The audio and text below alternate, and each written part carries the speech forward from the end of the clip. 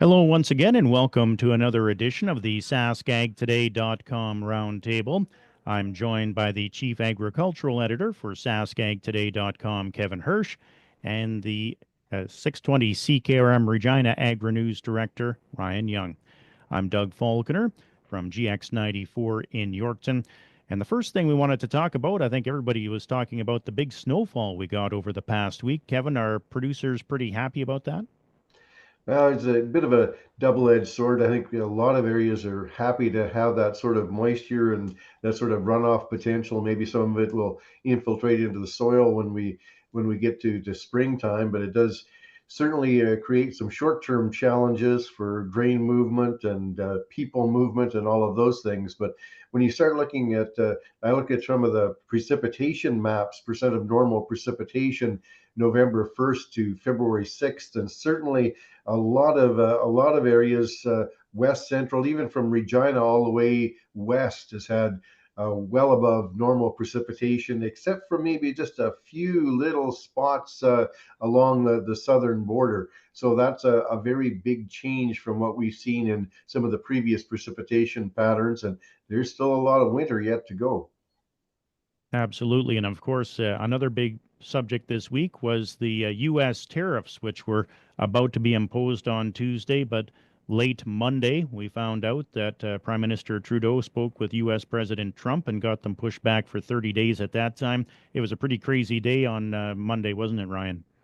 It absolutely was. We were kind of thinking that they were going to take effect on the Tuesday, and then we find out at the 11th hour that they were paused for 30 days. So, if my memory serves me well, this is about the third or fourth time that the date has been pushed. We knew that Trump initially said from the beginning that they were going to take effect day one of his presidency, and then it was going to be February 1st, which landed on a Saturday.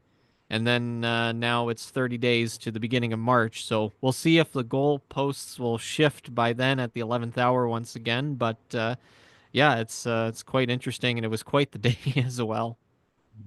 Your thoughts on the day, Kevin? It's just disconcerting to know what President Trump's true agenda is. Is it really all to do with the border and fentanyl and illegal migrants? It seems hard to believe that. Now, that's what the original concession has been between Canada and Mexico, is to beef up border security. But you have to think there's other things that what's the next demand? What's going to be good enough for the president? Does this all lead to a early renegotiation of the free trade deal, or is he so hell bent on raising money through tariffs that it doesn't really matter what we do? That's part of his economic strategy. Just really tough to get a read on what we need to do or want to do to try to alleviate this concern, and it's going to be the source of endless speculation over the weeks ahead. Yeah, it sounds like it might just be ultimatum after ultimatum here for the next 4 years. We'll have to wait and see. Big news, of course, from the Pest Management Regulatory Agency this week as well. Kevin, you had a story on that covering about lambda psi. Yeah, at first I saw a notification from one of the manufacturers of insecticide containing lambda, and then the Pulse growers sent out a news release, or Pulse Canada did. And there were some news conferences, Canada Grains Council. This is something that the industry has been pushing for a long time. It was really a strange situation where Lambda was still approved for all of the regular human consumption food uses of grain, but they couldn't get a registration for feed uses. And of course, every grain has got some feed uses. There's screenings cleaned out of it that go into livestock feed.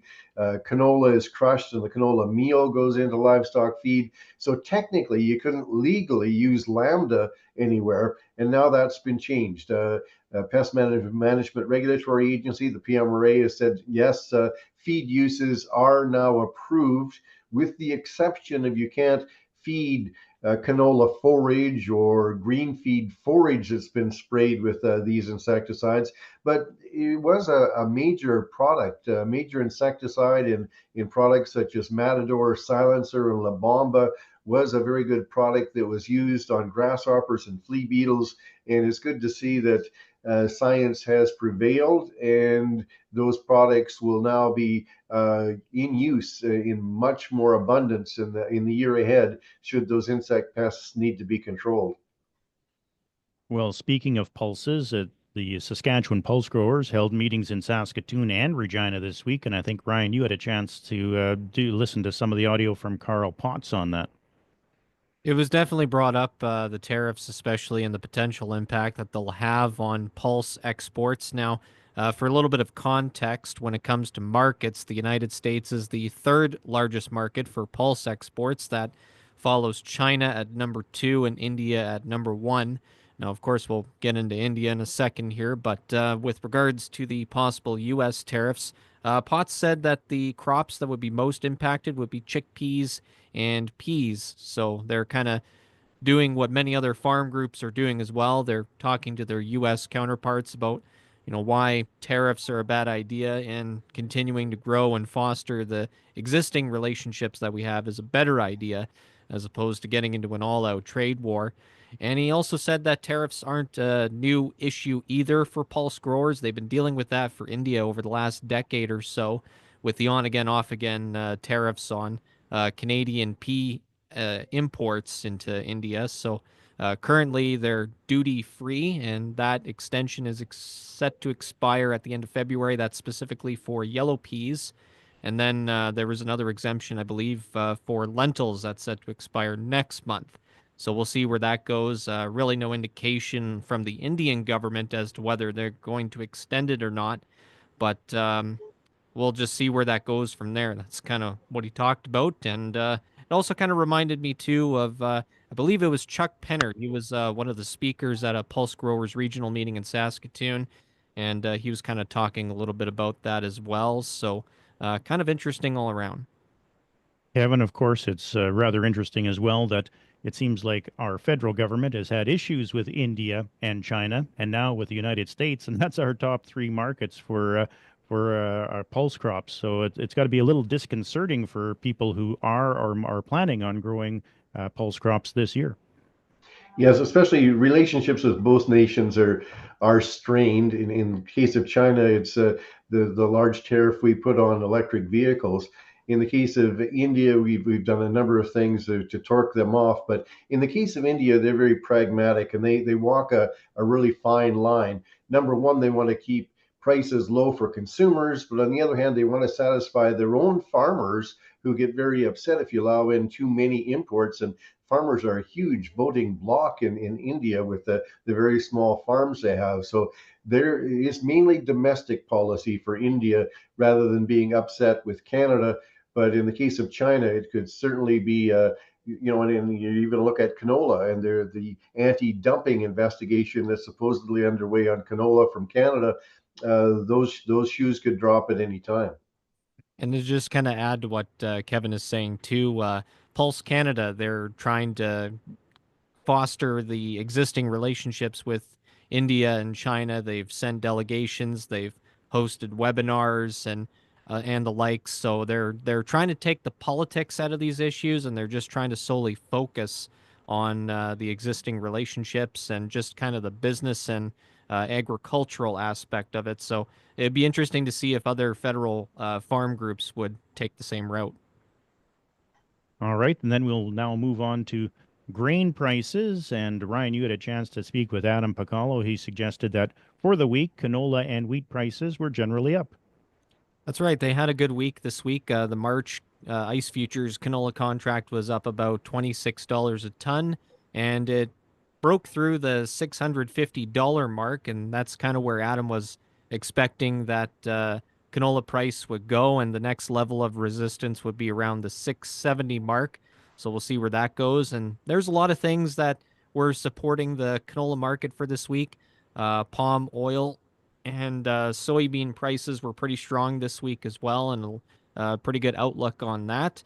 And for the March Minneapolis wheat contract, it was up about 10 cents a bushel on the week. So I did ask him about the tariff talk and the pause, whether that was a factor as well, and whether that helped the markets stabilize now that we have an idea of what's happening. He said the short answer was yes, it did help. And so another factor too was the weaker Canadian dollar. That also helps as well. So there was a lot of things going in a positive direction for the commodities for this week. And then something for next week, the USDA is set to release its February report on U.S. ending stocks and supply and demand estimates, and that's going to be a main driver of how the markets are going to react. Kevin, your thoughts on the grain and oilseed prices over the past week? Well, on canola, certainly everybody's going to watch the situation with tariffs and any indication whether the tariffs can be avoided from the U.S. If they can be avoided, that's certainly positive for canola prices. The other major factor to watch is trying to get some clarity on U.S. biofuel policy, because renewable diesel and demand for canola oil for renewable diesel in the U.S. is a major market player that also bears watching. Also, we'll switch now to the cattle prices. And Ryan, you had a chance to speak with Emily from the Saskatchewan Ministry of Agriculture about cattle prices, and they're still pretty strong in the province. That's right. That trend still continues for this week. It was for the last week of January, and prices overall are still pretty high, and they're setting record highs as well and maintaining that level. So that's good to see from a producer perspective. Obviously, the large factor being the uncertainty around the tariffs. So a lot of producers were still taking their cattle over to market and selling them at auction. The overall total was slightly lower than the prior week, but still kind of high overall for this time of year. It was still ahead of the same week last year. So overall, prices are still pretty high, and I don't really seem to see any signs of slowing down. Kevin, I know prices are still high here in Saskatchewan, but I noticed on the Chicago Board of Trade over the past week, the markets there have been for live cattle and feeder cattle have been dropping a bit. Do you see what would be causing that, or why prices are still strong here in Canada? Yeah, that's a surprise because usually we follow the American prices really closely, but the basis levels between the two countries can be adjusted. Might have something to do with the lower value of the Canadian dollar. But one Farm Credit Canada had some interesting analysis. Both cattle and hogs would be really affected by the proposed tariffs from the U.S. But in the case of cattle, especially for cow-calf producers, they've been some pretty good returns the last couple of years, and especially the last year. So cattle have a little bit more buffer room. If you take a look at the hog industry, again, very, very dependent upon the US market, but the hog industry has come out of a number of years where returns have not been good and would be much more vulnerable to financial difficulty much more quickly than the cattle industry would. And finally, we wanted to talk quickly about Nutrien. They made a major donation to USask, the College of Agriculture and Bioresources. You live in Saskatoon. That's probably pretty big news there in Saskatoon, Kevin.